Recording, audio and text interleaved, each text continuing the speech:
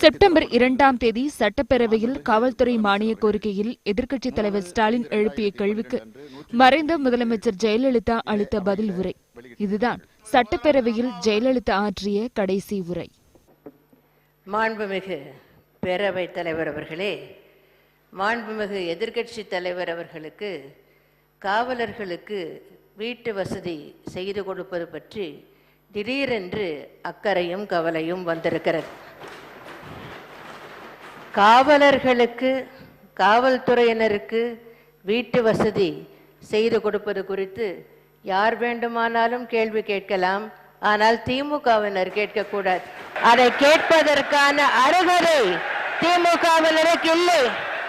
ஏன்னு சொல்றேன், கேளுங்க. காரணம் இல்லாம எதையும் சொல்ல மாட்டேன். நான் சொல்றேன், பொறுமையா கேளுங்க. அனுமதிக்க முடியாது. இதெல்லாம் சரியில்லைங்க. ஒரு முதலமைச்சர் பதில் சொல்றது, நீங்க நான் சொல்லி முடிக்கலையே.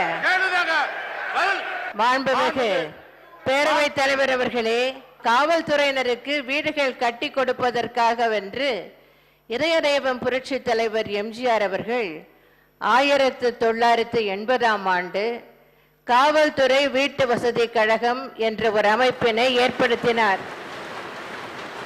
அவர்தான் அந்த திட்டத்தை தொடங்கி வைத்தார். அதன் பின்னர் 1989ஆம் ஆண்டு திரு கருணாநிதி அவர்கள் ஆட்சி பொறுப்பை ஏற்றபோது முதல் வேலையாக அந்த காவல்துறை வீட்டு வசதி கழகத்தை கலைத்து இழுத்து மூடினார். அதன் பின்னர் 1991ஆம் ஆண்டில் நான் முதலமைச்சராக பதவியேற்ற பின் காவல்துறை வீட்டு வசதி கழகத்தை மீண்டும் துவக்கினேன். அதன் பின்னர் ஆயிரக்கணக்கில் காவல்துறையினருக்கு வீடுகளை கட்டி கொடுத்திருக்கிறோம். அந்த விவரங்கள் எல்லாம் ஏற்கனவே வெளியிடப்பட்ட கொள்கை விளக்க குறிப்பில் தரப்பட்டிருக்கிறது. அதற்கு நான் மீண்டும் நேரத்தை எடுத்துக்கொள்ள விரும்பவில்லை.